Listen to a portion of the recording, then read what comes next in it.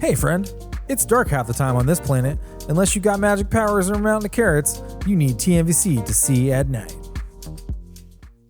Howdy folks, I'm Jeff Gonzalez, former Navy SEAL, founder of Trident Concepts, and the host of the Bulletproof Workshop, powered by AR15.com, where we discuss knowledge, skills, and ability to help bulletproof your everyday performance in whatever your field or passion.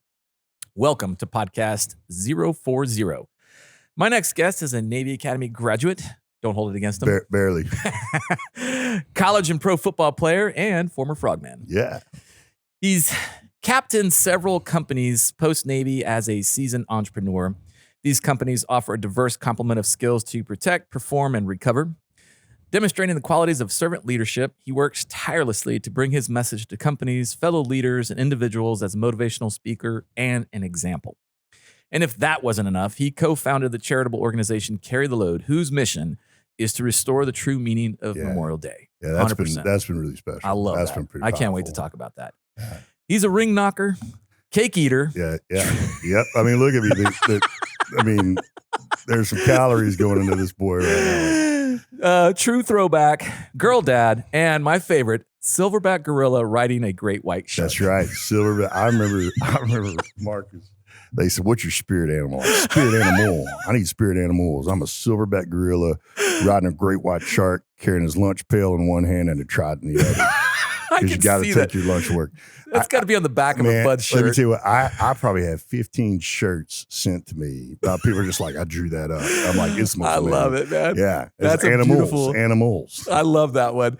All right. Well, welcome to the show. Oh man, Clint Bruce, thank you for coming on the show, man. It's fun to actually get some time with it. I mean, we obviously kind of, the world's serendipitous when we run into each other left and right. I think one of the first times you never spent a lot of time together was out at SHOT, like way back in the day. And that's a long time and so it's ago. been fun to watch you do what you're doing and grow what you're growing, and that's been kind of the journey too. Is for me to kind of like, hey man, what do we gain on the ball field and the battlefield that matters in the boardroom? So we could be at the breakfast table who we said we'd be, when we said we do, or who we want to be when that season of life hits us, right? So it's been fun to watch your entrepreneurial adventure and kind of be parallel to you, and then to be up here with this, it's a real pleasure. Oh man, well I'm grateful for the opportunity. That's for sure. I think you're right. Life is an interesting journey, and all of the different paths that I've traveled down have led me here, led me to be sitting across the table from you. Yeah. So I'm thankful for all of that. And I know we kind of hit on it, but I want to get right into, we'll talk a little bit about history and where you came from and all that other business. But I think one of the things that really matters to me a lot is the fact that you literally are trying to, in a sense, re-educate the public and Americans on what it means, what Memorial Day really means. Yeah, man. And how did that start? What happened that made that come to fruition? Yeah, that's a great question. I would tell you, anger. Anger, anger is this horse that you either ride or it's going to drag you underneath it, right? But it is what it is. Man. And I remember, coming back and just watching this 3-day weekend not be what it was supposed to be. Right. And as consecutive Memorial Days happened, then Red Wings and the guys. And I remember just this kind of ball of anger kind of growing. And I remember we were kind of going into a Memorial Day after Red Wings, and my bride wanted to go to this party with some of our friends. And if I say someone's a civilian, it's at best it's a neutral declaration, right? For me, a civilian is it's not complimentary, but it's not necessarily negative. It's neutral. When I say someone's a citizen, that's different. 100%. So a citizen is someone who does more than just pays their taxes and complies with the rules. They want to contribute to the community. They're investing in this experiment called America. And these people were citizens. They hadn't served, but they were amazing people. And I remember we were at this barbecue, and I just wasn't there, man. And my bride, who's been with me for a long time, we dated at the Naval Academy. Nice. She went through BUD/S. I was the only guy married and went through BUD/S. I mean, she's a ball coach's daughter, so she kind of people ask me why I got so married so quickly after the Naval Academy. I said, because here's what I knew: that was the best I was ever going to look. I was never going to look better than graduating from the Naval Academy. because choker whites add 20 points. 100%, They add 20 points to looks. Yep. And in the 90s, women still saw like Magnum and Tom Cruise. So I had Magnum and Maverick in Annapolis, and so I was like, we had to lock this in, man, because it's all downhill from here. And so she's just been with me forever. And I remember we were at this party, and she came up to me. She goes, "Hey, you're scaring everybody." I said, "No, I'm not." And she showed me a picture, and this beard and tattoos and my shades on, and I was like, "All right, maybe a little." And she took me around the house, and she put her arms on my shoulder. She goes, "Listen, I love you, and I know you hate this." And she just gestured to the weekend. And she goes, "But I've never known you to not do something about the things that bother you. So do something or get over it." Ooh. And I went home and put a pound in a pack for a person that we lost, and I just started walking. And it was because the basic military function is a march, man. That's what it all comes down to. So I just started rucking, and it was hot and it hurt. And I needed that. I needed that kind of catharsis of, I remember Chris Kyle told me one time we were working out, and he said, good pain pushes out bad pain. And I just love the simplicity of that. And so, man, I just went and I was going. And I came around the corner. I was down at White Rock Lake here in Dallas. And there's this older gentleman, and he just reeked of being the World War II generation. He just had that, that generation is, they have their military bearing and their ramrod straight, and they know they saved the world. And I just esteem that generation, as all generations prior to us, but that one in particular. And I was going to say something to him as I got close to him, but as I got close to him, he actually said something to me, so I pulled my headphones out. He said, "Son." I said, "Yes, sir." He goes, "Who are you carrying?" And it floored me, man. It just, and there's a name that I was thinking at the time, and I could share that with you later. But that's what I was doing. I was walking next to, because when you stub your toe, it reminds you when you stub your toe at Nyland with this guy, and just the pain is evocative of a moment that you shared with someone that you miss. And so I shared a name with him, and it's a name that I started walking again, but it was different. It was like,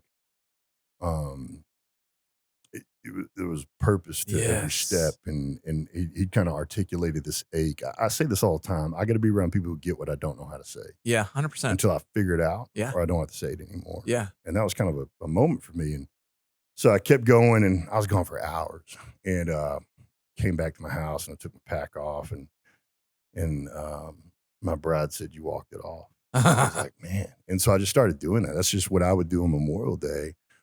And what I realized on that first hump, that I was mad for a couple of reasons. One, I was mad because America wasn't missing our friends the way I needed them to. Mm-hmm. And then two, I was mad because I didn't either till I started losing my friends.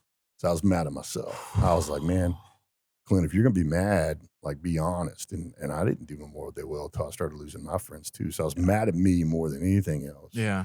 And then I was mad because the calculus for me is our friends thought you were worth dying for, even though they didn't know you. And when you don't miss them on the day you're supposed to, even though you didn't know them, it makes them dying for you. That makes sense to me. And I need that to make sense to me. Mm. And so I just started doing that.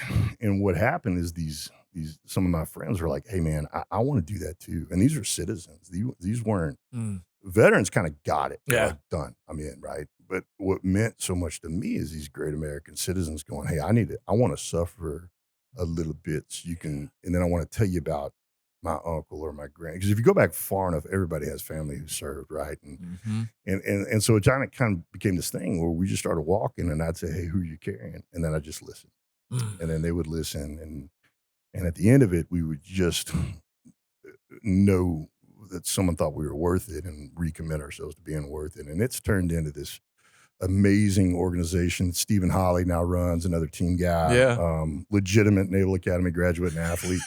Like, he's a legitimate athlete. I'm just angry. Like, I use my anger. Is my little brother is a remarkable athlete. Played football at Oklahoma State. And our dad died when we were young, and he played at my high school. And I remember calling and talking to my coaches. And I said, "Hey, how's Tanner doing?" They're like, "He's doing great." I said, "Is he playing hard, training hard?" Like, "Yeah." I said, "Are we the same kind of athlete?" They're like, "No."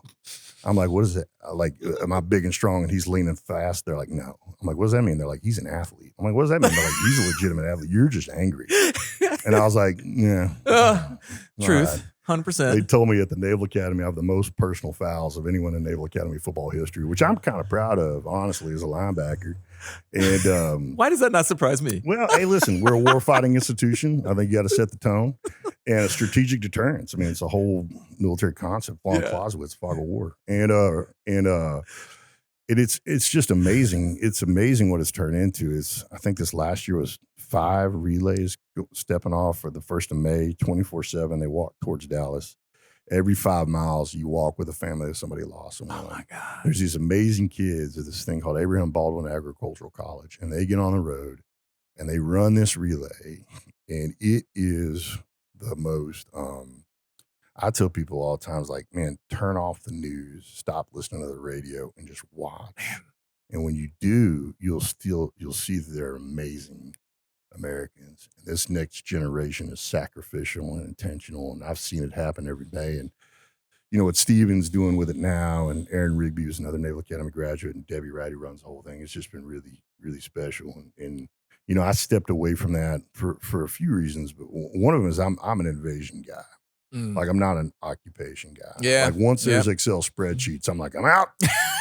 This looks Mission complete. This looks like grown up stuff. I don't believe I will excel in this form of leadership.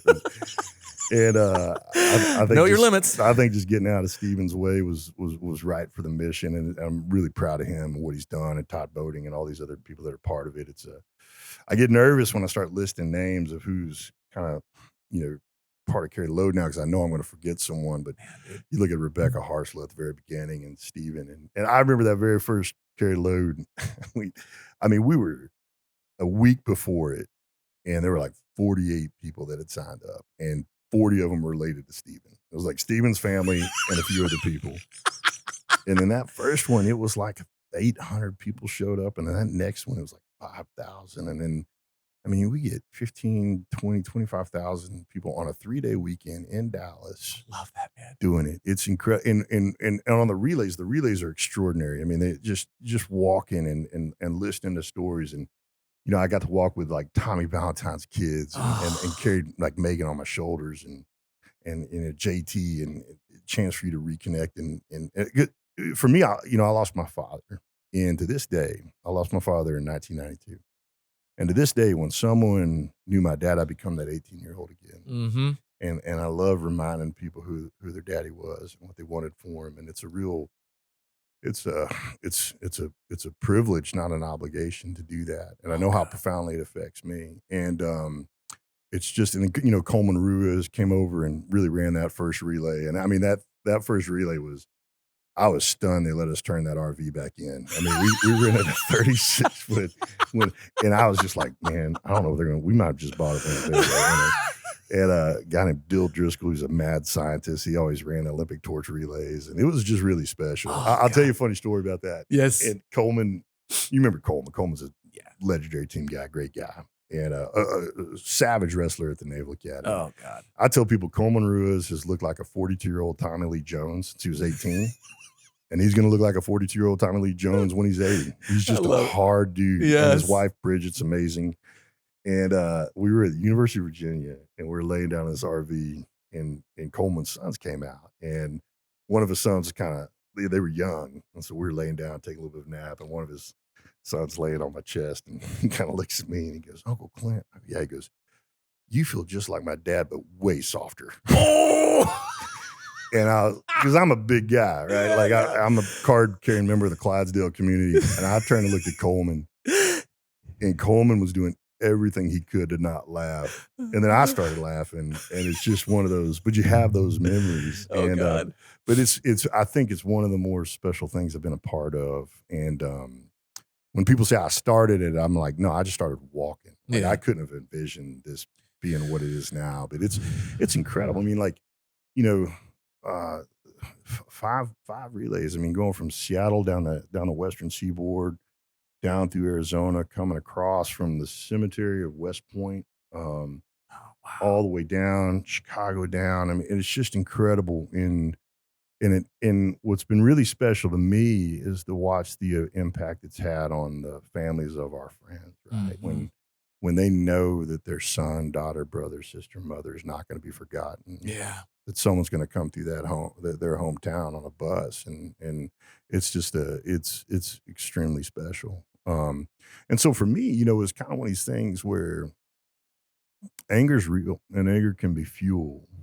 But again, I go back to like anger's this horse that you're either going to ride it or it's going to drag you. You just got to decide which one it is. And for me, the genesis to carry the load was a more appropriate and purposeful use of that anger that I had and many of us have. Right. It's so funny. I guess it's not funny, but when I hear you talk about anger, and it's a great way to put it, it's you're either gonna ride it or you're gonna get dragged by it. It's real. I mean, it's a real thing. And I tell people like emotions are real. I tell my daughters this all the time, like emotions are real. And emotions are like water. Water always wins. That's one of the things we know about our community. Yes. The water always wins. No kidding. I tell people all the time, like, listen, Michael Phelps is just the fastest person in the planet at not dying in the water. He just doesn't die in the water faster than the rest of us. Because he understands water's rules and he abides by them. But water's going to win. Yeah. Michael Phelps just abides quickly, right? That's what he does. So, and that's one of the things I love about our community is like the water humbles us. We have this water, wilderness, and wild things remind us that we're small but not insignificant. And for me, I tell the girls, like, listen, emotions are like water. Water always wins. And emotions are going to get out as water, steam, or ice. Yeah. We're going to isolate until we crack. We're going to cook off like steam. Oof. Or we're just going to dose it out. We're going to bleed it down with purposeful, functional, intentional ways to do it. And listen, this kind of perspective is on the other side of having not done it well. Oh, yeah, 100%. For kind of the way I describe it sometimes is, and you'll get this, I say, man, there's a difference between being here and home. Here is geography. Home is knowing why you're here. Coming home is hard. Yeah. Right. Here is an X on a map. Home is where your people and your passion and your purpose line up. And that's why so many of us feel so much more at home over there. Yeah. Because our people and our passion and our ability to perform is over there. And also we come here and I kind of cobbled together this system for myself because I was here, but I wasn't home. Oh man. And my bride and my daughters and my teammates and my friends and the community deserved a guy that was all the way home. And I remember I was sitting down in the Ready Lab and I was just kind of looking at our shoot house. And I'm a pretty visual guy because reading's hard because I was born in Arkansas. And I'm joking. There's a lot of literate people in Arkansas. I spell everything correct phonetically. Phonetically, it's right. It may not be grammatically, phonetically. But that's all that matters. You can sound that out and you'll know what I'm saying, right? And but I remember I was sitting there looking at that door and I was like going, all right, if I'm here and everything I love is on the other side of that door and that door is home, how do I get through that door? And all of a sudden C4 popped into my mind because C4 is amazing. Yeah. You can cook with it. You can blow it. Amazing. C4 is incredible. Yeah. But for me, it kind of became an acrostic or an acronym, whichever one it is. And it stood for career, compete, contribute, and have a catalyst. And what I realized is until my early 30s, my life was on the ball field and the battlefield, right? And all of a sudden I was in this next season of my life and I was burdening the boardroom with providing the satisfaction only all four of those things could do. So I finally started slicing them up. Like, hey, did I go to work? Did I do my job? Did I compete in something or train to compete in something? Yes. Did I help someone that couldn't help me? And did I get better? Because on the ball field and the battlefield, you have to do that or you're not going to win or you're going to get left behind. But the boardroom for me is a much more nebulous environment, right? Yeah. I know you get asked this question all the time. And one of the questions I get asked all the time is like, hey, what's your favorite gun? Yeah, yeah. It's a fair question, nothing wrong with the question. But I always tell people, it's like, are you asking me what my favorite gun is or what my favorite weapon is? And they'll go, it's the same thing. I'm like, no. A gun is a tool. A weapon is what I use to win. My favorite weapon is a map. Because if I have a map, I have everything. Yeah. I know where the bad guy will be. I know where I'll come in. I know what to bring, what to leave. I know how to get home. And if we have a map, the worst we'll ever be is wrong. Yeah. But we won't be lost. I love that. And wrong and That's lost a great are one. different. Yeah. And what I realized is until my early 30s, man, I lived on the ball field map as an athlete. And then I lived on the battlefield map as an athlete, as an operator. And the thing about the ball field and the battlefield is the high ground's very clear. You know where it is, how to get Yeah. to it. There, you step into a supply chain and infrastructure that's been there before, you're going to be there after you. Then all of a sudden I came into the boardroom and I was like, where's the high ground? Yeah. And so I didn't know where it is or how to get to it. And if you just look at wealth, I mean, some of the most miserable people I know are the wealthiest people I know, right? Man. And then all of a sudden at the breakfast table, I don't have a dad. So for me, I was like, okay, I'm lost. And I'd never really felt lost in my life until I got on the boardroom. And so I kind of, in that moment, I was like, all right, C4 is how I'm going to move on this map. It's how I'm going to take those steps forward. But how am I going to find the high ground? And then I just kind of thought back to our seasons on the ball field and the battlefield, right? And here's how you get to the high ground. On every map I've ever been on, you find and follow the right people to the right places. You become your version of what you love about them. Yeah. That's what we do. Yeah. As young O's, as young operators. You know, that's why we have the goat locker, man. We have the goat locker and some good officers, and you're like, all right, I'm gonna be my version of that guy, right? And I was really blessed, man. I had an incredible goat locker at 5. Oh, nice. And I had some good officers, good commanders, you know, Tommy Dietz and some of these other guys. But the same thing on the football field. Like I stepped in as a freshman at the Naval Academy, and I'm looking at Javier Zuluaga and Shane Halloran, and I'm like, okay. And so for me, the boardroom and why I starting businesses is that's how I learned to be around business leaders I want to be around to learn from. Yeah. I'm like, hey, what do I already know how to do that these guys need? Yeah. So I can earn the right to ask the dumb questions. Yes. Right. And so for me, carry the load was a way to begin to put that anger to work in a purposeful, functional way while I began to figure out who I wanted to be around and learn from on the boardroom. Yeah. So I could be at the breakfast table who I told Amy I'd be on June 21st, 1997, right? Yeah. And because I wasn't that guy. I remember before I started TRG, I was just miserable, man. I got out and listen, is this what you want me to talk about? I don't want to, I don't want to reroute this. No, not at all. But I think my journey is everybody else's journey. I'm not unique in this. But when I got out, you know, I'd lived among lions as an athlete and as an operator, right? Like you go to work every day with dudes like Dano and Tommy and Pat Harwood and all. I mean, just these legendary dudes. Every day I felt like the kid in the Mean Joe Green commercial. Yeah. I love that. Grew up next to. If you don't know that commercial, you're wrong. It's amazing, right? Yeah. But I had guys like Wyoming and Matt and Beef. And I mean, these are just, I mean, I've just been incredibly spoiled because I put myself in a position, you know, what you can do is you can choose, if you're the sum of the 5 people around, be good at choosing those 5 people. Yeah. And what I chose as an athlete were people who are going to the high ground. And the high ground meant the same to both of us. And the same thing in the teams. Yeah. I'm going to choose people that are going to the high and hard places that are going to leave me behind if I don't put out, right? Yeah. But finding that population in the boardroom was harder. And so for me, it was, it was a way to become as intentional on the boardroom as I was on the other ones and to build structure around myself and to surround myself with guys that scare me a little bit because that keeps you honest, right? and so true. And I think, you know, one of the questions I get asked is like, so when did you come all the way home? I'm like, I'm still coming all the way home, man. Yeah. I don't, but I don't loathe myself for not being there yet anymore because there's again, like for me, if I hate being lost. I don't like being wrong, but I will take wrong over lost any day. Yeah. Because if you're wrong, you can work on that. Yeah. But if you're lost, any move could be wrong, and it is paralytic. It's awful, right? And that's why we lose guys. Is part of we lose guys because they're guys that have never been lost for in their lives. Then all of a sudden we feel it, and then we're not surrounded by guys, and that's why I love stuff like podcasts and that's why I've always loved what you do. I was telling my guys down at the office the other day, I said, man, one of the things I tell people is why I'm a learner and a reader and all this other stuff is because learning and reading give you a chance to remember what someone had to learn the hard way. Oh, yeah. And I was telling this UFC fighter that I said, man, if you and I are fighting, I'm remembering and you're learning, I'm going to win. Because remembering is faster than learning. Faster than learning, 100%.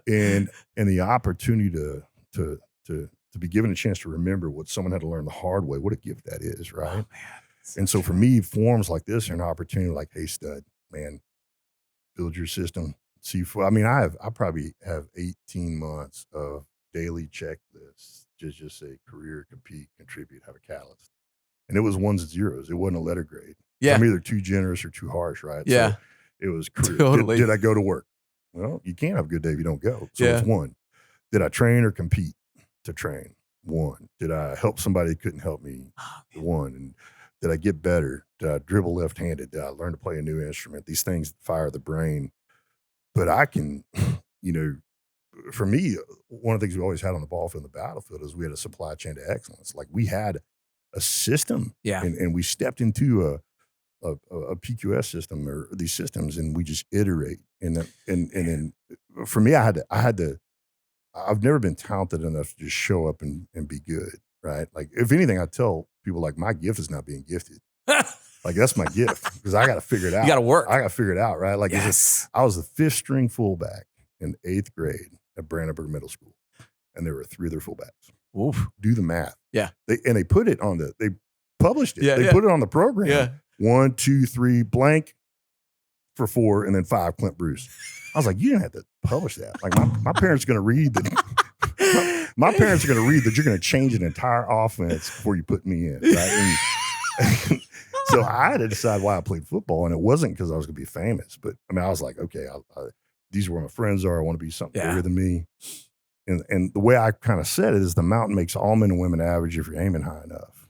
And if you don't have angles and allies, it doesn't matter how many advantages you have. Yeah. Right? That's one of the things we love about buds. Yeah. If you could bet on one thing, if you had to pick a class and bet on who's not going to make it, you'd be well served to pick the most talented. Dude, so true. And what I it's crazy to say tell that. people is like, and some of the guys that quit going through SEAL training that are enormously talented, that's not even really a character issue. Yeah. It's an exposure issue. If the first hardest day you ever had in your life is in an environment like Bud's where you have no margin of error. Oh, yeah. Man, the first hardest day of my had like, I remember when I was in the NFL, guys like, man, it's the hardest Tuesday of my life. I'm like, every third Tuesday is the hardest Tuesday of my life. Like, I'm used to it, right? And it's so true, though. But if you have that breaking moment and you have no margin, you ask the guys, some of the really, really talented guys that quit during Hell Week. When I've talked to a lot of them, and it's really fascinating to hear them talk about when they were quitting. And what they'll say, a lot of them will say is like, it was like an outer body experience. It was like the inverse of the flow state. Yeah. They were watching themselves do it. They couldn't stop themselves. Interesting. Which is how we would qualify being in that flow state as operators. Yeah. Like almost third party watching ourselves doing it. Like, man, I look good. Yeah. Right. And all of a sudden the inverse of that going, man, I look awful. I'm going to regret this, but you can't. For me, that's a brain. That's an exposure. It's the first time. That's why I tell people, it's like, man, there's an inflection point where talent stops benefiting you because you don't learn how to grind. And I've always had to grind. Like that's so I tell people, like, literally, and I'll give you an example of this. I'll just use football, the ball field as an example. So I wasn't going to be a starter, right? So I was like, I'm going to play scout team because if I'm going to be on the team, I'm going to be a scout team player. Okay. Well, so here's what's going to happen. So scout team players get probably 3 to 4 reps for every 1 rep that the first and second team get. Yeah. So all of a sudden I'm massing You're getting repetitions. reps. But not only that, it's scout team, like it's a grab bag. Like I'm playing linebacker, I'm playing defensive line, you play all the positions. So what happened over the course of 2 years is I was massing hundreds, if not thousands of repetitions at all these different positions on the football field, which was building this kind of intuition, this understanding of the game almost before I even knew it. Yeah. And the football story is kind of funny. I didn't start a game till halfway through my junior season in high school. Wow. Because a guy got kicked off and another guy got hurt. Oh. And we were up by like 25 points. And I'll never forget this. I'll never forget this. My coach would tell you, when he put me in, he would not make eye contact with the head coach because he thought he was going to get put in trouble. Like it gets worse. It gets worse. My dad is up there filming, and it's on film. And on film, everybody goes, Richard, Clint's in. And on film, my dad goes, Clint's not in. Clint's never in. I come here and I film y'all's kids. Do this to me every time. And I get excited. So on film, my dad's saying there's no way Clint's in. Then the next thing you hear is this sack made by Clint Bruce. And he's like, wait, what? What? But what it was is this cascading of knowledge that spilled out on the pressure moment. Like I remember making that first sack and going, oh, I can do this. Yeah. But it was because I'd iterated. I can almost take you back to, I think it was 1990. And I remember that first play going in, being nervous, and then looking at the guard and seeing how he's sitting. I was like, oh man, when I play guard on scout team, if I've got a pull, I sit back a little bit. I bet he's sitting back. I would have never known that. Yeah. Had I not had to do that. Oh, man. And I would have never had to do that if I was good in 8th grade. I love and so that. I tell people, it's like, man, sometimes the worst thing you can be is talented out of the gate. Yeah. Because you're not going to have to develop these other things. Like I love going against talented people because sometimes talented people don't know how to grind. Yeah. Through maybe no real fault of their own. True. You know, but we have to. And that's why Buds is the way it is. Yeah. No one's talented enough to make it through Buds. Yeah. It's built to crush you. Like whatever you're good at, there's something that you're not. There's something you're not good at. It's so true. So here's a shocker. Yeah. I'm not good at running. I know you and the viewers are like, what? Like I'm so that man is a surprised. gazelle. Like he could run for days. And so the thing for me is like, I remember my instructor's like, Mr. Bruce, you're the goon. I was like, what? They're like, wherever you are, Yeah. it's Everybody. you, and behind you is the goon. Yep. So I remember like on some of these runs, I'd save a little. Yeah. And I'd sprint towards the end to try to goon the rest of my classes. But I was like, all right, sucks for me, sucks for y'all too. But what would happen is the goons that's fundamentally athletic. Like that's power stuff. Yeah. So Yeah, I they pick are. up that log. I'm like, oh, I can do this. So one, I'm always in the goon, but I'm out of the goon faster than anybody else. Yeah. Because it's power and athleticism Yeah. stuff, right? And you got the guys that are run, there's this thing called the cold. Oh, yeah. And so I tell people, it's like, you can't prepare for Buds. You can resolve yourself that you're going to make it. They're like, someone asked me, I always tell people like, you know, there's no real secrets to getting through Buds. Yeah. You can, but I will tell people there is one secret to big man running, and I'll share it. Oh, right? nice. The secret to big man running is this: lean forward until you're about to fall over, then don't. Yep. Don't. It's like a controlled fall. Like you don't look cool, but you make the times. It's like a gravity assisted completion. Hey friend, it's dark half the time on this planet. Unless you got magic powers or a mountain of carrots, you're going to need TMVC to see at nighttime the right way. First of all, so much there, so much. I went on a tear there. You I'm did, sorry. but it's Like, all no, but I it's almost beautiful. broke out my handkerchief. No, it's all beautiful though.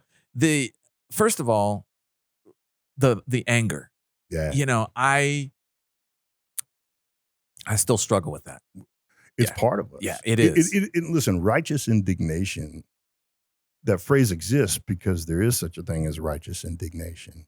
I mean, anger is fuel, it's power, it's motivation. You just can't be ruled by it, right? And it's a superpower if you can contain it. And it's true. And I tell people, like when it comes to losing my father, losing friends, like I don't want to miss my dad less. I want to miss him better. I don't want to miss my friends less. I just want to miss him better. Yeah, if getting better means forgetting my friends, I'm not going to do it. And so for me, carry the load was a way to miss my friends better, not to miss them less. Yeah. And I think that sadness, that survivor's guilt, I mean, that's a seed for fuel and for anger. And I don't want to miss our friends less. Yeah. I do want to miss them better. Yeah. So the anger is going to be there. What do I do with it? Right? How do I purpose it? How do I distill it? Right? I'll tell you, that's a problem for so many folks that when they can't control or harness is a better. I'm never in control of anger. I'm hanging on by a thread, but I'm harnessing it to use it in a way that's constructive, productive. It's a swim buddy. Yes. It's a partner. Yeah. You know, my daughter was born while I was over, and I came home. She was 8 months old, and it's amazing what she remembers, right? You know, like the stuff she says while I was gone. Like people told me this when we were gone. So we've always loved like superhero movies, and so we go watch the Avengers, and there's a scene in the Avengers, and it was kind of a moment for me where I was like, okay, I got to do this better. I thought I was doing it good. Yeah. Like you go to Shaw's and you shoot. Oh, and then yeah. also you're like, I'm pretty good. Then all of a sudden the instructors get up like, I'm not good at all. Like, you might as well take my trident, right? Like what just happened? Like I remember the first time in the NFL, I was like, I'm pretty good. I'm like, no, I'm not. I just went up against Jonathan Ogden. And I'm like, I'm not good. Whatever. So it was one of these moments where I thought I was doing good with managing my anger in front of my bride and my daughters and stuff. And there's a scene in I think it's the first Avengers, where they're fighting in New York City and Bruce Banner putts up and Captain America, and you get it, you understand it. So Captain America goes, hey, shouldn't you get angry? And he turns and looks at him and goes, that's my secret. I'm always angry. Yeah. And my daughter elbowed me and she goes, Dad, that's you. And she meant it as a compliment. It's totally a compliment. It broke my heart because I was like, oh, she knows. Yeah. She knows I'm angry. Yeah. Like I'm like, she knows. Yeah. If she knows I'm angry all the time, then maybe I ought to do something different than what I'm doing right now. And that's when I started looking at drinking differently and working out all these disciplines that I'd learned on the ball. And shame's an interesting thing for me. Shame is a shovel that Satan will use to bury you. Like I try to describe shame. So for me, I don't have issues with regret. Regret's fine. Regret is that moment where you wish you would have, you wish you wouldn't have, right? And regret is mining that mistake for the never agains, or the from now ons, right? That's what regret is. So true. But every second past that extracted value from the mistake, that's shame, and it has no value and has no purpose. So that's why we have AARs. Yeah, because we got to. So for me, I had to.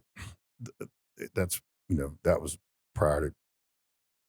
That's when the whole carry the load and the Center for Brain and the Brain Performance Institute. But anger is a issue that I think most, if you look at anger as a byproduct of guilt, I have this theory: only the good struggle with guilt. Only the good struggle with guilt. Yeah. So if we struggle with guilt, it means fundamentally you're good. Yeah. Because otherwise you wouldn't. Yeah. Right. Yeah. That's and we true. know that we've gone against just radical evil. Yeah. No. 100%. So my deal is like, okay, if I struggle with guilt, it means I'm fundamentally good. So I got two choices. I can just become a dirtbag, or I can figure out how to struggle better with it. Yeah.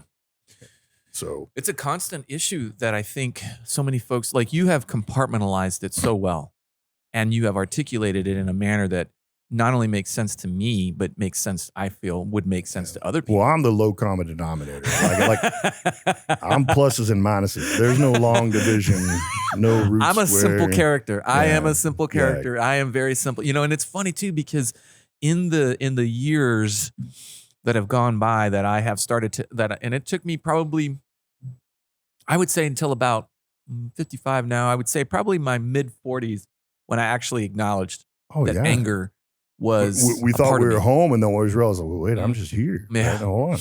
It was a hard kind of period of my life. I remember because up until that point, I was go, reorg,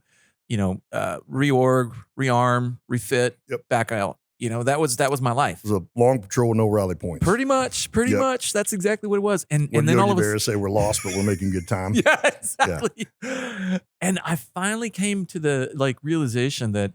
And I had to convince myself, because every time I would get angry, every time, and even, you sometimes that anger, like you said, drags you along and you get, and I made some errors. I made some mistakes as a result of that. And it took me some time before I realized that, okay, it's like you were saying, you either saddle up and ride it off into the sunset, or you continue to let it define you. Yeah.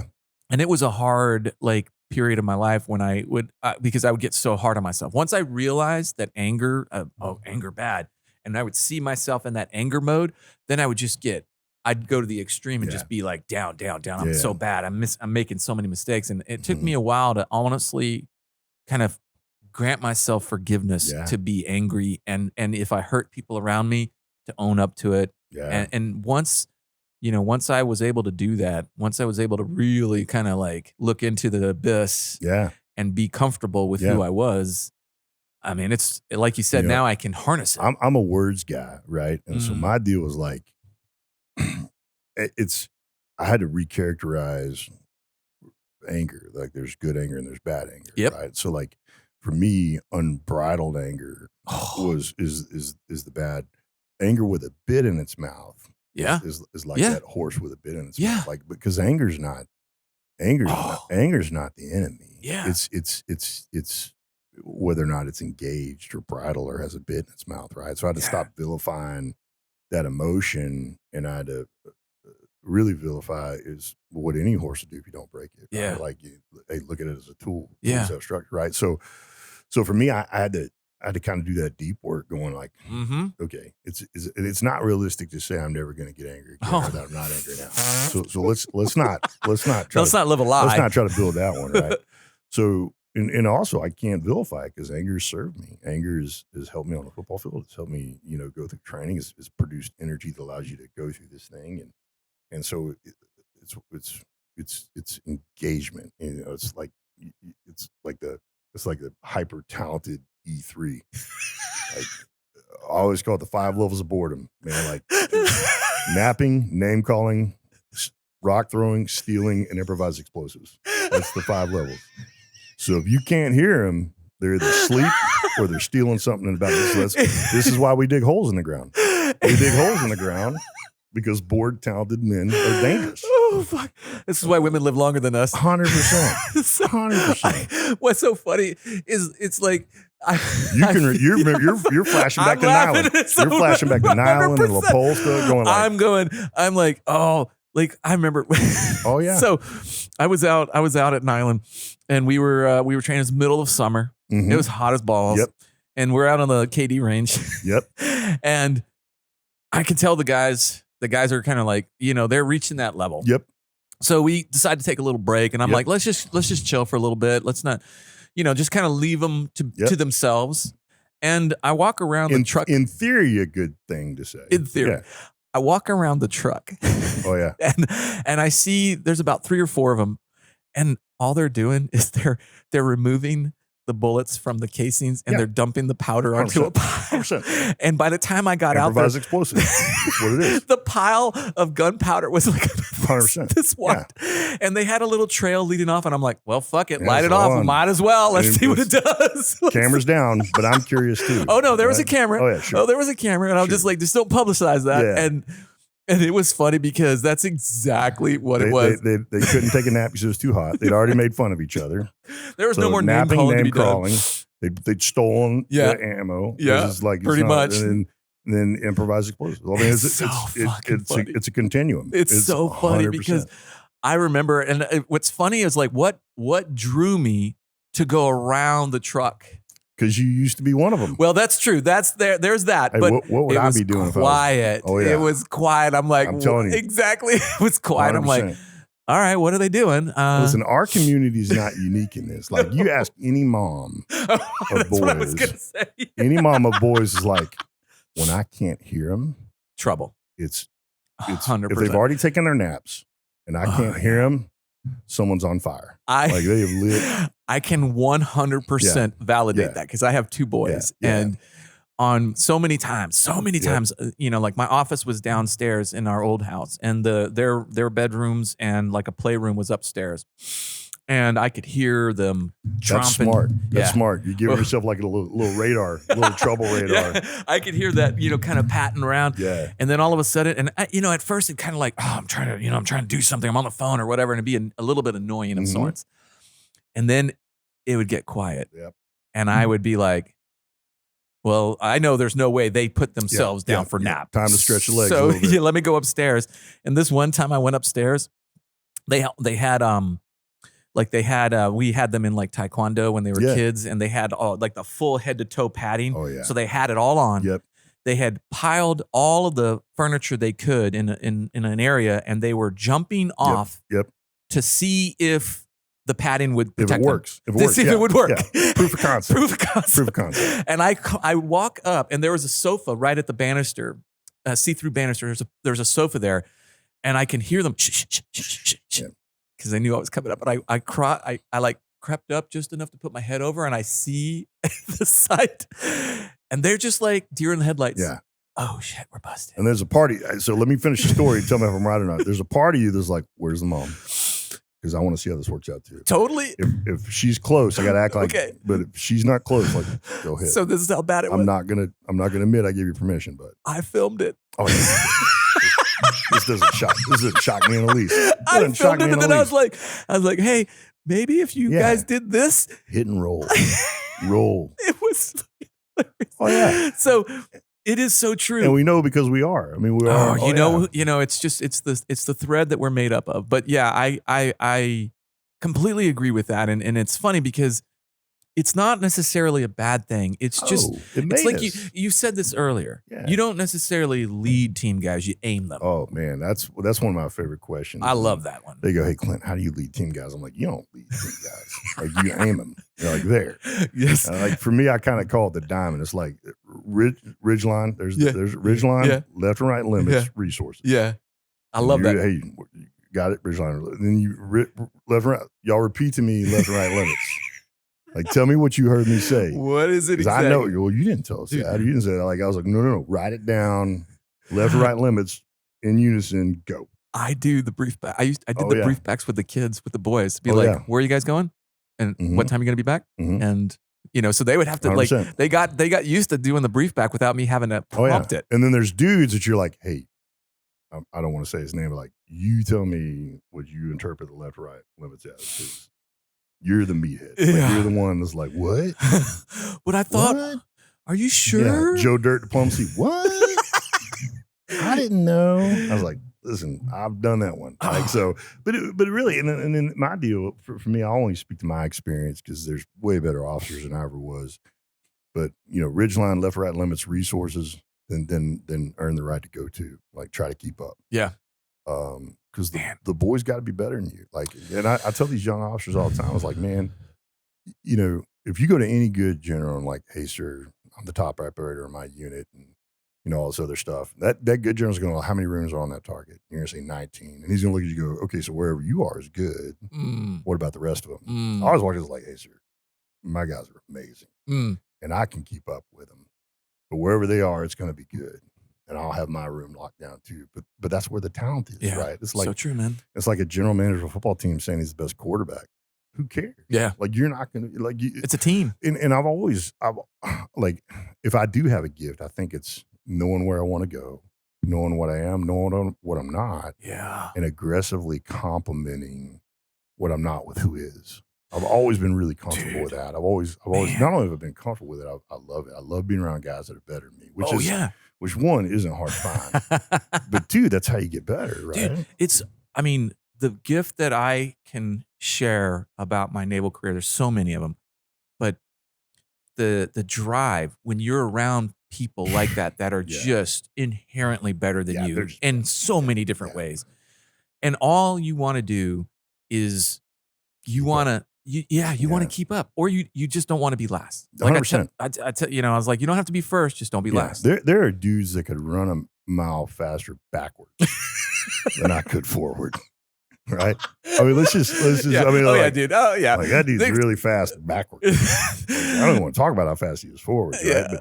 But putting yourself in an environment where you gotta work to keep up every day, like you're only going to benefit from that. And you gotta have an X on the map that kind of scares both of you. Yeah, because it keeps you honest. Well, right? The thing about that too, and what I don't think people can appreciate is that it looks bad to some people, like because you are not capable in some way, shape, or form. You know, you don't live up to everybody else around you. And I'm like, listen, you're human. You can't. There's just no way you can be 100% at everything. You've got to recognize that you have weaknesses. And rather than be, I can speak about this because that's how I was early in my career. Sure. All the weaknesses I hid from. I didn't want them to be out on the surface. I didn't want that. And it took me a while to figure out that those weaknesses, when I properly address them, turn into some of my best strengths. Yeah. Oh, but also they give you that diminished capacity over here means elevated capacity over here. Well, that's it. That's our community. We vilify single person stuff, right? Yeah. Because nothing we're doing. There is no solo. I told was like, if you're by yourself, you're wrong. You're wrong. Everybody else is gone, right? Yep. And so by nature, what we're doing, no single person can do. So it makes sense that you cultivate these extraordinary strengths over here and you complement. So cultivate and complement. Yeah. And as this talent aggregator now, which I think I've kind of always been, people ask me like, how do you choose talent? I'm like, there's two things I care about: capacity and capability. And what God. moves the needle one or the other is how much time do I have? If I've got no time, I'm going to take current capability. Mm-hmm. You're a scalpel, I need a scalpel, let's go. If I've got time, I'm going to take capacity. I like Because that. I can make you what I know this needs to be. I can make you the better version of me. I can make you something I've never been. Yeah. But as leaders, capability and capacity, and what moves the needle is how much time do we have? Yeah. Do we have time to build? I mean, you don't graduate from Wharton really ready to do anything. Yeah. You're high capacity. Yeah. Harvard, you're high capacity, but there's still a CEO that's going to hire you and just let you go. Right. There's a CEO is like, okay, you have the capacity to do this, this, this, and this, right? And I think that high capacity nature of folks from a special operations community can sometimes make moving into that boardroom season of our lives that much harder, because nothing necessarily eliminates itself as something you can be great at. Yeah. And so like for me, I think, again, I go back to one of my gifts is not being gifted. Like there's just a universe of things that I don't really entertain as something I can do. I'm like, oh, can't do that. Like, yeah, I got plenty. Clint's life menu is the in and out menu. There's like 5 choices. It is not the talented dudes. Their life is the Cheesecake Factory menu. Pages and pages of options. Mine's in and out and maybe a hidden language somewhere. Yeah. But if it can't come in a breakfast taco, that's it. No, that's done. So I think I go back to the fact that my gift is not being gifted, because it's just. But it's a beautiful way to think about things, because it creates no barriers. Yeah. There's no barrier if you put. A lot of times, like when I can think back to the students that quit for whatever reason, a common thread, if you will, was what you had described. They were not comfortable, or they were not accustomed to finding out that there was something that they weren't good at, and they didn't have the capacity to manage it. Lizard brain takes over, man. Oh man! Listen, lizard brain's going to make you live. I mean, that's lizard brain has a function. It has a function. They live, right? And when you're beyond yourself, I tell people, like, adversity is like open mic night at a bad bar. Like, and if lizard brain's the biggest brain, it's going to grab the mic and take over. And only adversity allows you to go, shut up. We're not going to die. Because you always feel like you're going to die until you almost died enough to realize you're not going to die. Yeah. Like, hey, we're cool. All right, we're good. It, right? But only exposure allows you to do that. Oh my God. Right? It's so true. It's so funny, because that just immediately flashed me back to training evolution that helped me to understand the difference in what combat would actually look like. Yeah. There were a couple of us in my platoon that had combat experience under our belt. We had some solid veterans that hadn't been downrange in that capacity, and then we had some new guys. So we had a good, diverse platoon. And we were doing, we were out in AP Hill, and we were movement to contact kind of stuff. And the range next to us was the machine gun range, and the Army was on there doing their FAM work. And one of the left flank machine guns, their field of fire stick had gotten knocked off or wasn't properly placed. So when they were strafing, snap, crackle, pops now. Oh yeah, when they were strafing into our range. Awesome. And so that was awesome. Exciting. Yes, it was very exciting, because when those rounds started hitting overhead, they were hitting at treetop, not like mid tree. You saw 3 different reactions from the guys in the platoon. Right, the guys that had been exposed to gunshots, their first instinct was to just get behind the bigger trees. Yeah. And then the new guys just stood there. Yeah. And then the veterans, they just dropped down and went prone. Yeah, hit the deck. Yeah. So it was interesting to see one stimulus and 3 different responses. And it's a byproduct of exposure. Exactly. Right? It was. And that's why I love kind of hyper immersive training, right? Because and again, this is not scientific. This is me boiling things down, right? The way I talk to my daughters, and I said, listen, the human machine kind of has 4 performance systems. You have the body, the brain, the mind, and the soul. And, from an analogy perspective, I say that, the body is a car, the brain is a steering wheel, the mind is the driver, and the soul is this inherent sense of destiny, direction, where you want to go. Okay. Fundamentally, the body and the brain are just machines. They abide by machine-like principles. And what happens is exposure allows the mind to impose its will on the body and the brain, when the body and the brain want to take over. So if you look at like these Tesla automatic cars, like that's like surrendering authorship of decision to the function to survive. Like hey, listen, the body and the brain is just going to get you out of it. Yeah. So if you don't want to just get out of it, you got to cultivate the mind through exposure to be able to go, no. And whether that's acoustic, whether that's sound, whether that's just, people used to tell me I was a really instinctive football player. I'm like, I don't think there's instinct. I think there's the ability to act before you're going to articulate why you did what you did. Yeah. Which is just the massing of experience and exposure. Yeah, that's the reps. That's all it is. It's just reps, right? So it's like, and I think you can cultivate that. Yeah, 100%. And now what's really interesting with virtual reality and stuff like that, like you can fool the body and the brain a little bit. Not completely, but you don't have to do it completely. No. That's why I tell people, like, hey, listen, watching someone train, again, so say doing a rep on a range counts as one repetition. Watching someone do it is a percentage of that one repetition. Agreed. At the very beginning, it might be equivalent to one because if you're doing it the first time, you got fear, what's everybody think, all this other stuff, right? So you're not getting max value out of the first rep anyway. But I tell people, when you watch people train, say it's 25% of the value of an actual rep. Well, in theory, this isn't absolute, but if you watch someone do it 4 times, from a brain perspective, a body perspective, you may have gotten a rep, right? It's starting to add up. We're incredible mimics. Yeah. We're incredible mimics, that's right? so true. Well, you see it all the time with guys that I tell people, people go, hey, I've never shot before. I'm like, you got no bad habits. Yeah. We don't have to go through the unlearning phase. Oh, so true, man. Oh. Because mimicry is built into us, right? Yeah. Like, like someone who's like, you can tell who's watched a lot of Lethal Weapon. Because you're like, you just did a Mel Gibson role. Like, we don't do Mel Gibson roles. Look cool. Doesn't work, right? So we got to unlearn. And what they're doing is they're mimicking, right? So for me, that's why I think, I love it. as I said, I was like, man, if you're not up, watch the guy who is. Man, I can't tell you how much football knowledge I gained watching Dick Buckus, Jack Lambert, all these other things, LaVon Kirkland back, the Midwest Mike, right? Like, so I think advantage yourself with other people's experiences, right? So true. And like the beautiful thing about where we are right now from a technology point of view is you have access to YouTube, you have access to 100%. virtual learning, you have all these tools. We've started to embrace them and try to implement them into our training program. And the way I look at it is very similar to how you kind of described it. Like doing a rep, if that is one, watching the same rep performed by somebody doing it is a percentage. And I haven't quite figured out exactly how much of a percentage. But it also tells you the value of discernment.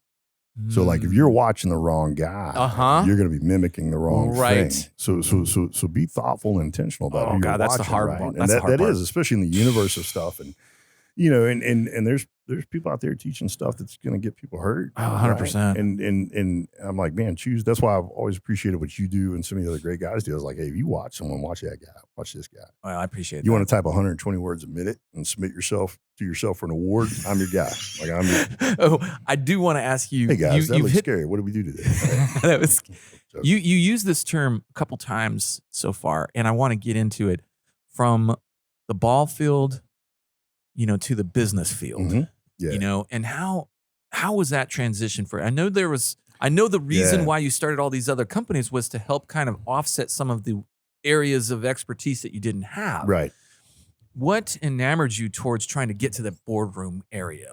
Well, so for me, I kind of divide the boardroom as that life beyond the ball field and the battlefield. It's just this professional season of our life where we're provisioning for ourselves and our family outside of being athletes and operators, right? So it just kind of defines the map that we're on, right? So for me, it's like, man, how in every map I've lived on has benefited the next one. So there's a lot I learned on the ball field that benefited me on the battlefield. Yeah. Then there's a lot of what I learned on the ball field and the battlefield that has benefited me in the boardroom. Yeah. Right. The rejection of complexity, right? Like the reduction down to simplicity. I mean, these things, like if it can survive the ball field and the battlefield, it'll probably endure the boardroom pretty well too, right? And so for me, all those seasons of our lives build into this next season, but the boardroom season of life is just where we all find ourselves once we hang up the helmet or hang up the gun belt. Even if the boardroom is distributing knowledge gained on the battlefield, which like yours is, AR-15 is like, hey, we professionally distribute knowledge gained in the no-fail environment of the battlefield. Yeah. That's what we do. Yeah. This is our spicy chicken deluxe. This is our grilled chicken tenders, right? And And it's kind of what I tell people is like, if you look at what you gain on the ball field and the battlefield, the boardroom is a distribution platform for those things, right? So, Like that. and largely I can distill those into really kind of three verticals. One, protect those yourself and those around you.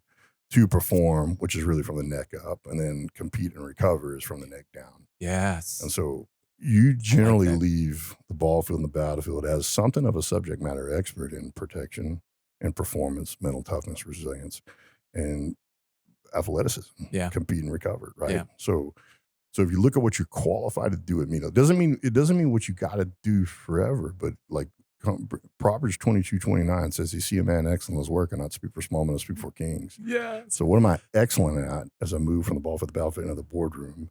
And how do I use that to figure out what else I can do? Yeah. And the best thing I can do is be around people who know this map better than I can do, that can tell me what I mean, and that happened on the ball field and the battlefield too. I remember one of the great coaches at TCU, Gary Patterson coached at Navy when I was there, and Dick Bumpus was his defense coordinator, and he was kind of my defense coordinator, and he kind of raised me. And I remember I was at practice over TCU one time, just being around him because it was a safe place for me to be around guys who already knew me and all this other stuff. And there's this really, really talented running back. And I remember Coach Bump going up to him and goes, "Hey, you're a good running back, but you'd be a great defensive end if you'd move over defensive end." This kid's like, "I play running back." Coach was like, "All right." Next day he's like, "Hey, you want to play running back or come over defensive end?" He's like, "Coach, I play running back." Third day he goes, "Listen, if you play running back, you're going to play some, your junior and senior year, but if you play defensive end, you'll be a first-round draft pick." And the guy was like, "I play running back." And the next day he's like, "Coach, I'm playing defensive end." Sure enough, first-round draft pick.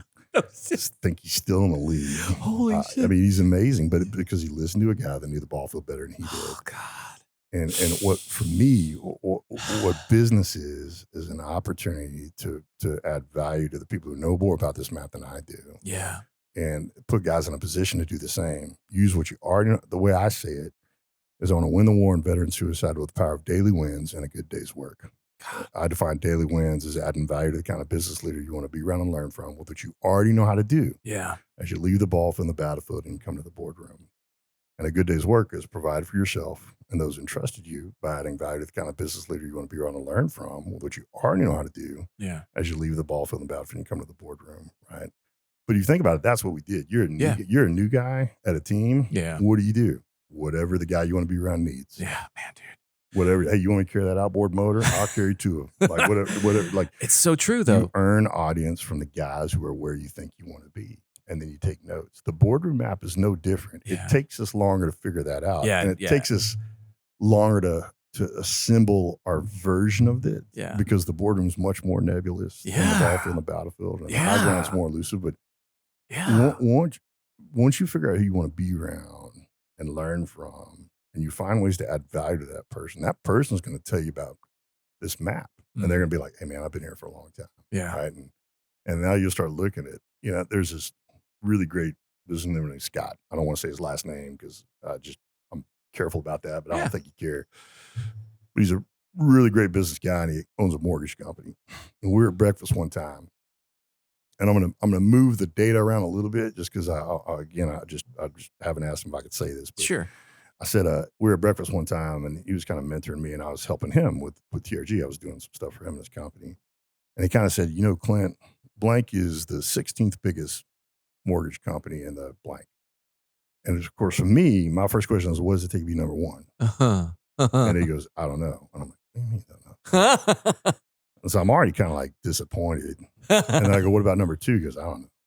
And I'm like, "What about number five?" And he goes, "I don't know." And now I'm like, am I learning from the right guy? Oh. And I go, "What about number 10? And I'll never forget this. He kind of sets his omelet down, and he looks at me and goes, "Here's what I know. If I try to go from 16 to 15, I can't spend 3 months on an island with my daughter that we just bought in Vermont every summer." And he just started eating his omelet again. I'm like, Roger that's that. the best answer I've ever heard in my entire life, right? Perspective. So that's the dude. So I'm like, okay. Now I go like, oh, that's a guy who's on high ground. Now what else can I cherry pick out of his world that applies to mine, right? But that's what we did. That's what we did as athletes. Yeah. Like, hey, I want to play this. And some coach goes, "You'll be really good at that." And you're like, "Well, have you been here longer than me?" "Yes." "Do you know more about this than me?" "Yes." "Maybe I ought to listen." Same thing. That's why I think the GOAT locker, that's why I tell people like, man, the senior enlisted, best thing you do is find good senior enlisted and shut up and take notes, right? I mean, I walked in my first platoon, and Dana goes, shut your mouth and make you famous. I was like, where's my chair? Like, I don't need any Enough said. nothing other than that, right? And but the boardroom's no different. Come to the boardroom what you already know how to do.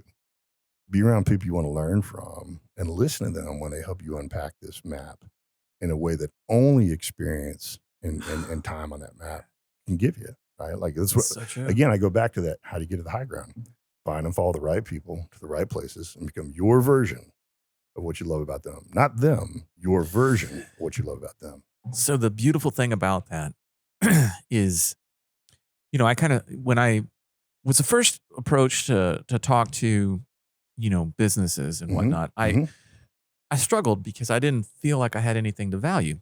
100%. It was just 100%. Like, I don't know. What do you, you want me to why teach am I going you? to talk to an insurance executive? What do I know about insurance, right? I'm like, I really struggled. And I think the hard part was that they saw in me something that they felt was valuable for them. Yeah. And I had to figure out how to package it and how to relay that to them. And I love how you have already compartmentalized everything in such a succinct manner that it's very easy to digest and understand. Like, it's simple.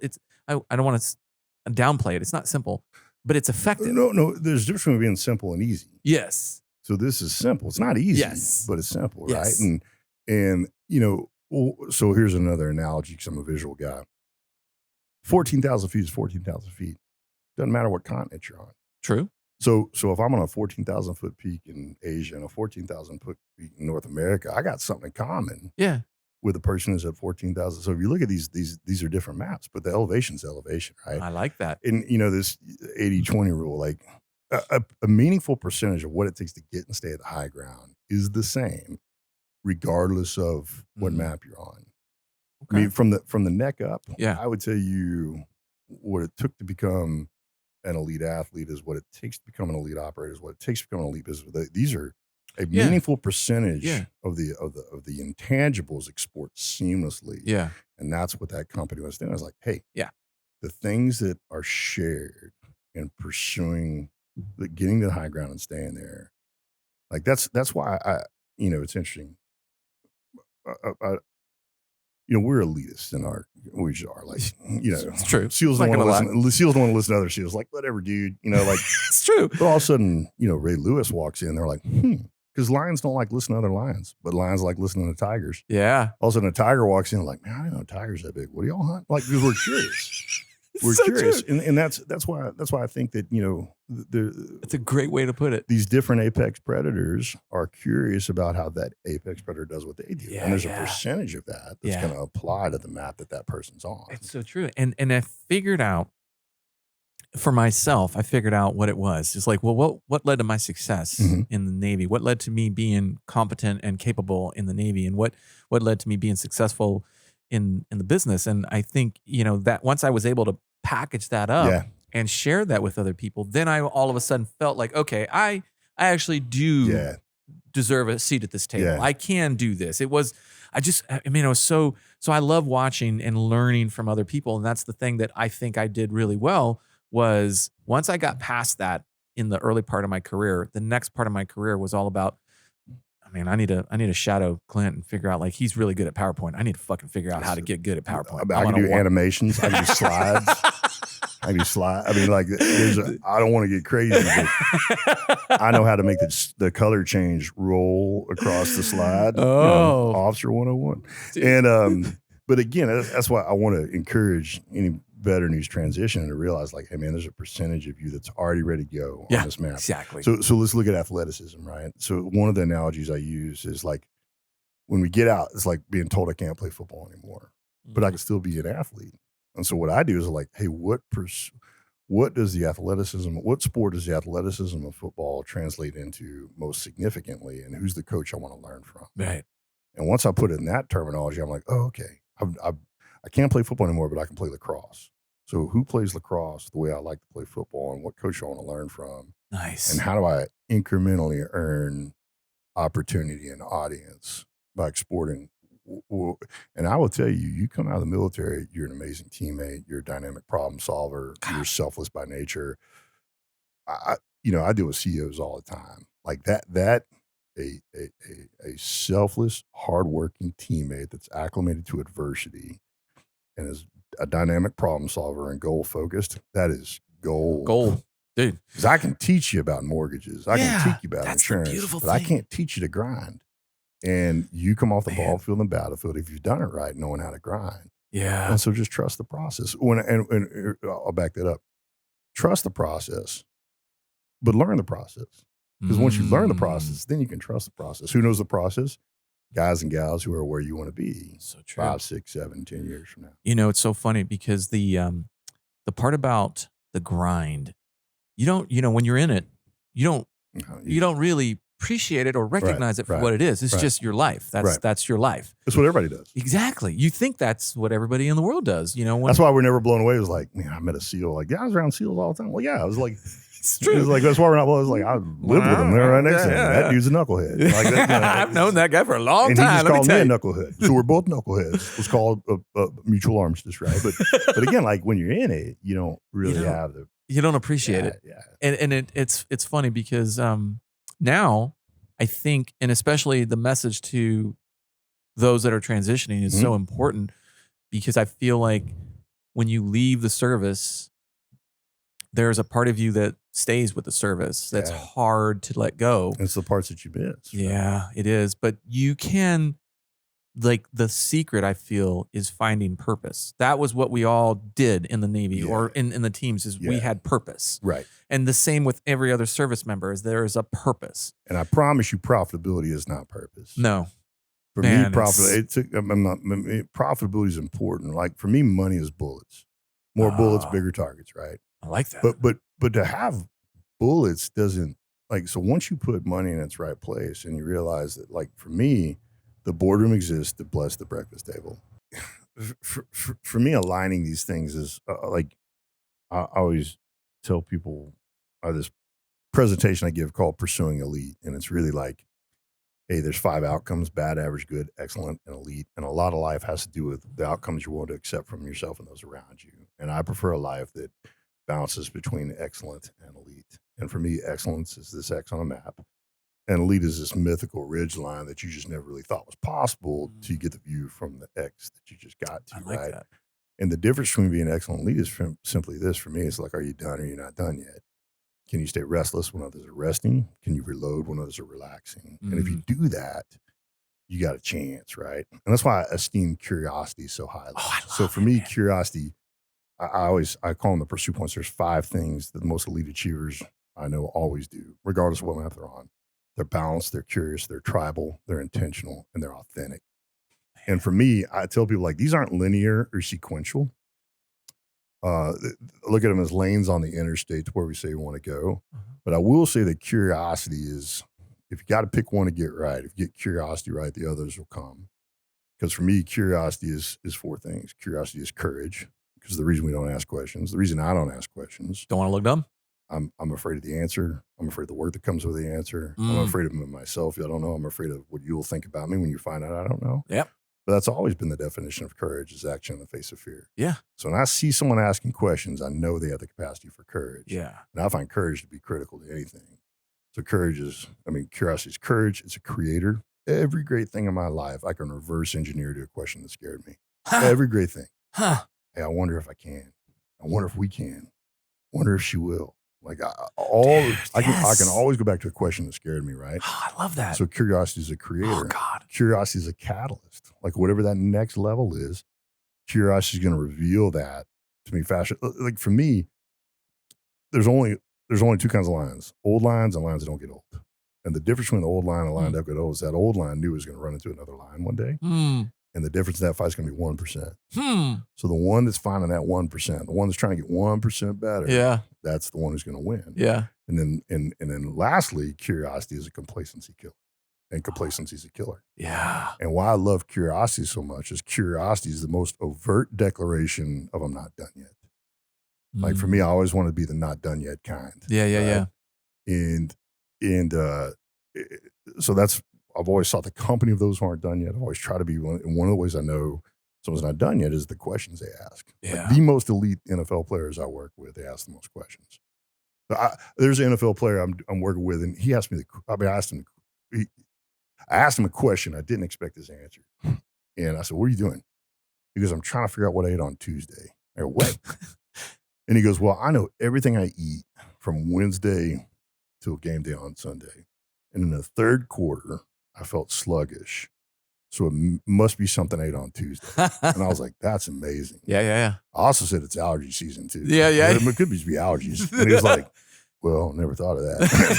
I was like, but I was so impressed by the fact that he had inventoried Yeah. the supply chain of performance. Right? Yes. And this guy has been in the league for a while, right? Nice. And that's the hallmark of anybody who stays in the league. Yeah. It's like they're ready. I tell people, like, there's nothing wrong with routine. Routine that's why we train so much. 80% of every problem is the same.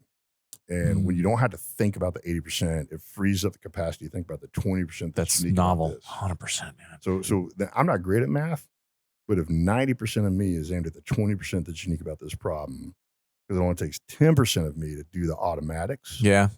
it's good math.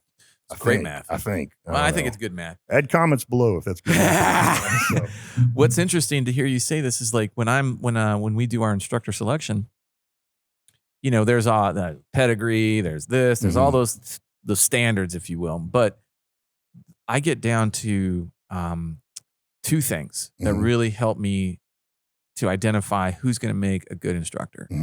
And the first one is curiosity. Like, I want them, like, if they don't understand the why, because they're not asking questions, they can't relay the why to the students, to 100%. the customer, to the whoever they're trying to serve. Yeah. And so I can recall several good people that had, like, on paper look great. Yeah. Right. But like when we get into the interview stuff and I'm starting asking them, like, you know, I'm trying to, without front loading or leading them to the answer, like, talk to me about your creativity, your curiosity. Yeah. And those that have that sincere aspect of curiosity, I'm like, oh, I'm all over. Because honestly, it's like you were saying, I can teach them how to do the stuff. I'm not asking you to come with a full pedigree that I can just hand you the key to the kingdom.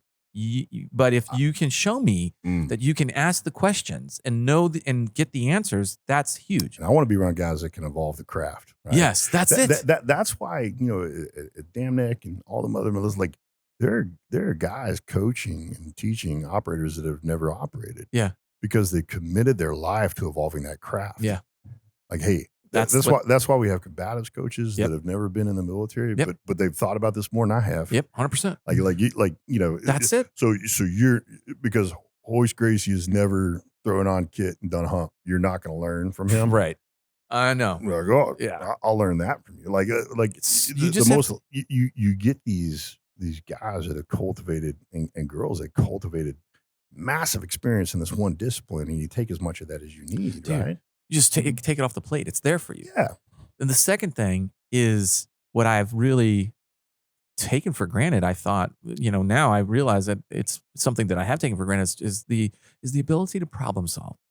And man, I'll tell you, that's what I love about our community. Oh, I know. I love the diversity of our community, because you're just sitting there, it's like, man, if we just knew someone who had a hot wire combine tractor, we'd be all then over. You got Eric Frohard is like, hey man, I grew up in Sac City, Iowa. I've been hot wiring combine and tractor. You're like, really? Our E&E plan's working because we have one dude who's an E4 that knows how to hot wire.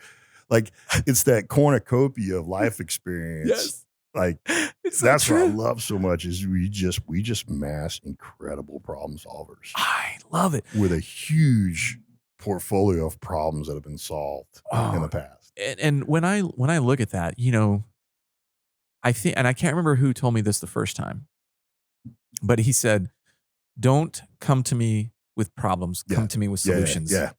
And when I heard that, I was like, oh yeah. So don't be a bitch and come complaining instead.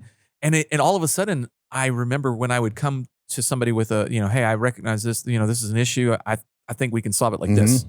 They'd be like, Roger that, go do it. Yeah. And I'd be like, oh, I mean, you put leadership in yes, no. I love it when guys put me in yes, no positions. Oh, Like, but I like part of the reason you're there is do some of the thinking for me. And if you do some of the thinking for me, I can make more decisions and do more because you put me in a. I've always taught. I like I've that. taught Yes, my no. girls. I've always tried to teach my girls like, hey, any problem, come to me with 3 solutions. Problem, and said, oh, by the way, you don't know enough about this to have 3 good solutions. What I'm trying to do is train your brain to think there's 3 ways through any problem. I like that. So like, my Primary, youngest, secondary, tertiary. my daughter's like, hey, the power went out. Let's cut a tree down. Let's play with the Barbie dolls, and then let's feed the dog. Like none of those are going to solve a problem, but in her brain is being trained. So preparing for that. In her mind, Love that. she's acclimated that there's 3 ways through it. And I tell people all the time, like, one, be liberated because the answer doesn't need to be any of your 3. I just need you to come to me. Problem, your 3 best solutions. And we'll figure it out together. And a lot of times it's the 4th. And the 4th is this hybrid of your 3 or one of your 3 complemented by my experience. But I've always told people, it's like, hey, come to me with 3 and be liberated. They don't have to be right. Yeah. So it's, I just want I want your brain to have the muscle memory of problem 3 solutions. And that's one of the things that I think is a hallmark of our community in particular.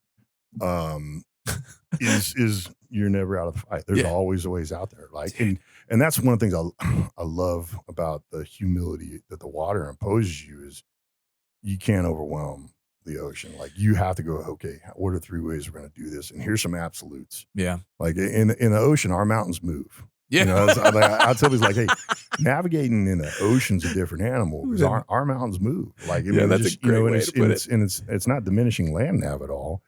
It's just there's a humility that comes with being on the water that makes you think. You can't take anything for granted when you're on the water, right? Man. And so I think, again, the gift we can give people around us is permission to think of 3 ways to do it. Yeah. The more seasoned you are, the more those 3 things need to be closer to right. Yeah. But at the beginning, I just problem 3. Yeah. And it could be like, hey, Dad, we got a flat tire. Let's buy a horse. Let's go watch a movie. And ice cream. I was like, okay, problem 3. None of those are going to work. We're going to change the tire. Then we'll get Not ice going to cream. buy a horse. We're not going to tell your mom about a horse. We've got to figure out where to stable it. We're definitely going to get ice cream. That's a good. But again, it's so fun to watch my daughters now, like always think they have a way. Yeah. Because when you think you have a way, at the end of the day, and this is why I'm so adamant about this, if you think the worst thing that'll happen if you believe that there's a way is you give me time to get to you. If you give me time to get to you, because you think there's a way, you're not checking out, then you just give me time to get to you. Yeah. And thinking there's a way gives you time, and it gives you time to solve the problem. Yes. And it gives you time for help to get there. Oh, right? God. There's this. Remember that movie, The Edge, with Anthony Hopkins in it? Oh, yeah, It was a great movie about the bear. Yeah, and also the plane wreck. But there's a scene in there that I love, and they're already running from the bear, and they've kind of been on the run for a little while. And Anthony Hopkins goes, just out of the blue, goes, "Do you know why people die in the wilderness?" And Alec Baldwin and the other guy is like, "What?" He's like, "Do you know why people die in the wilderness?" Like, what? Well, this is one, is the wrong time to be asking this, and 2, what do you mean? He goes, "They die because of shame." Oh. And it's really compelling YouTube because they got because of shame. And they go, "What do you mean?" He goes, "Because there's always a moment where they wish they would have done something and they didn't." Oh. And they marinate on the thing they didn't do instead of doing the one thing that'll save them, which is thinking. Yes. Once you stop thinking, and thinking man's game, man. 100%. And so as long as you think there's a way, 2 things are going to happen.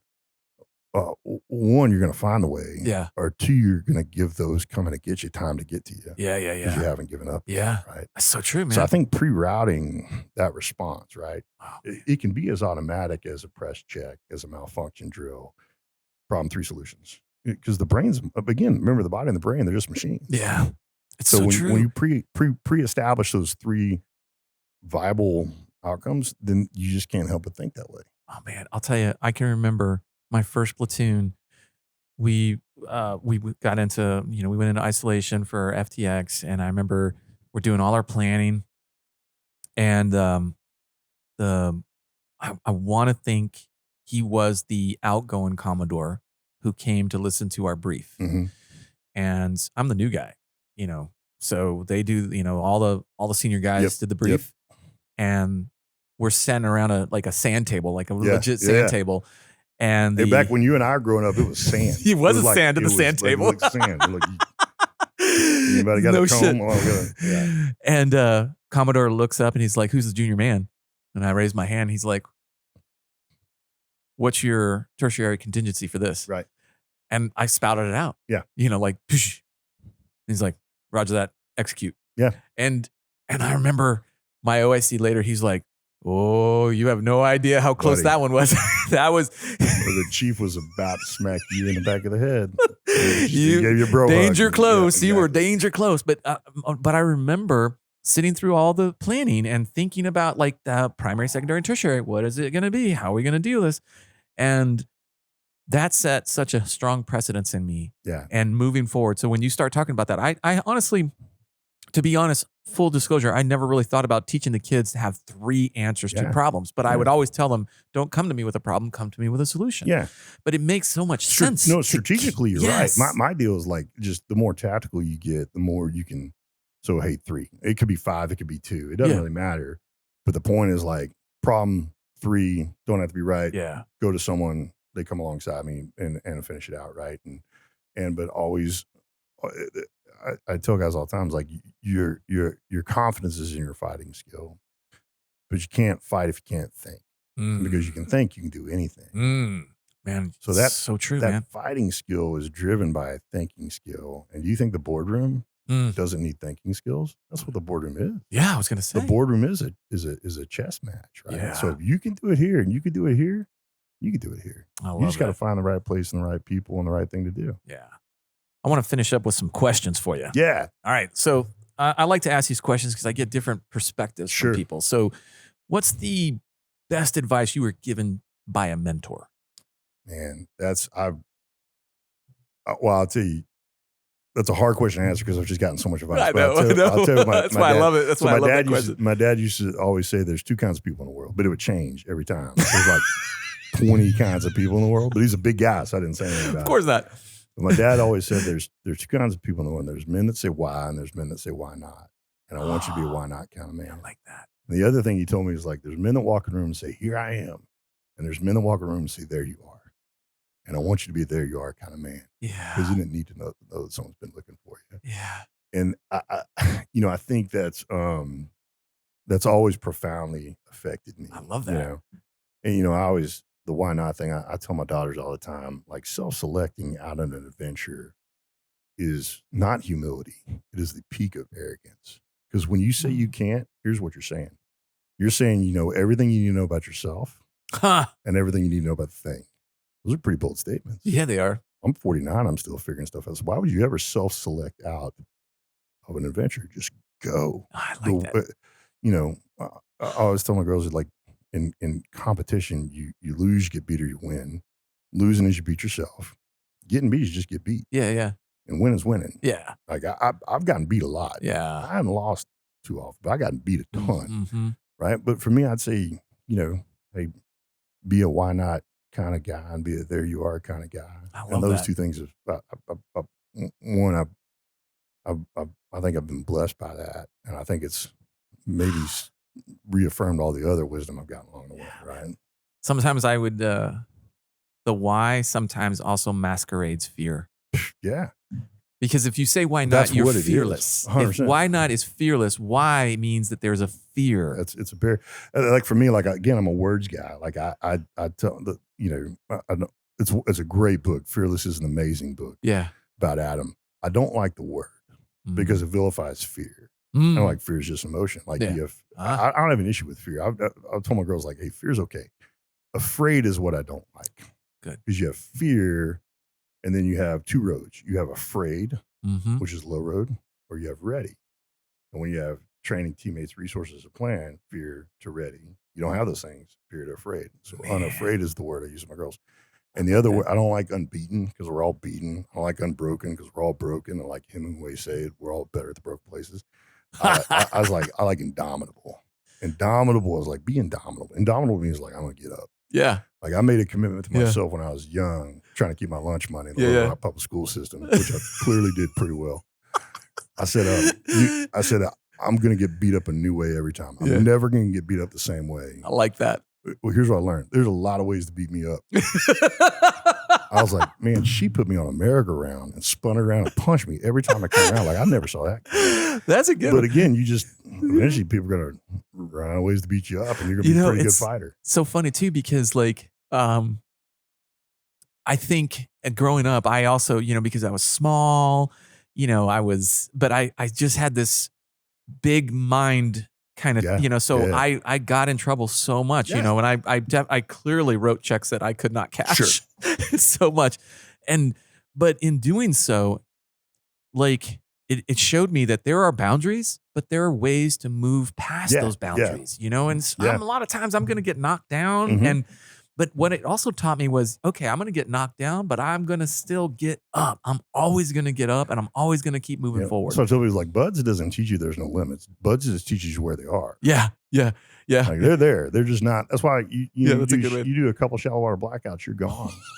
Like, you do one, we're like, okay, it's first time. Yeah. Now you know. Yeah. You do it again, now you're a liability. Right? Yeah. So there are limits. They're just not what you thought they were. Right? And that's so funny. People think about, well, I'm gonna push myself past that edge and show everybody that I can actually push myself to the point of passing out. The body and the brain are like, nope, we're done. Yeah. But the problem with that is that you pushed beyond. Now you are a liability because you can't understand where that limit is. And that's why you get one for free. Yeah. Because once you was like, hey man, last time I felt like this, I took a dirt nap. Right. So okay, now I'm gonna wake up. I'm ready. So, hey, we want to know where they are. I like that one. Let me ask you this. What do you think was your biggest mistake? Oh, that may be harder to answer. I've made so many of those, man.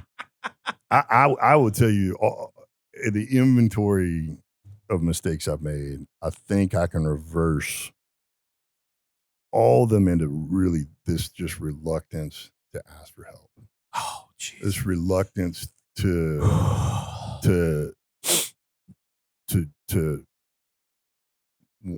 need help, right? Yeah. And where it probably happened the most was in the boardroom and the breakfast season of my life, because it's a much more lonely place out there, and you don't.